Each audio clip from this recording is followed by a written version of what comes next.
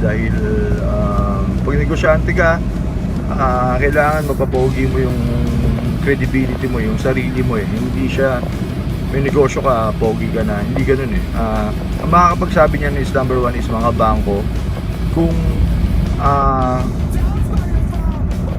ang pangalan mo ba eh pinapautang na ng bangko, so yun, number one din yun, rules sa negosyo.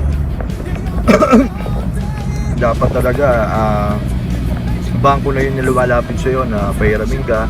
So pag nangyari yun, doon mo masasabi na successful ka na. Kahit nasabi, uy, utang na naman yan. Hindi ganon. Try nyo lang kasi bangko yung pinakamaliit na interest, guys. At pinakamahabang financial scheme makukuha nyo. Malalaki na yung mga sa tao-tao lang din kasi eh. So yung sa bank, guys, try nyo. Although yung pala yung workout ko, in 6 months kasi may plano ako na mag-expand sa negosyo. Siyempre, through bank yun.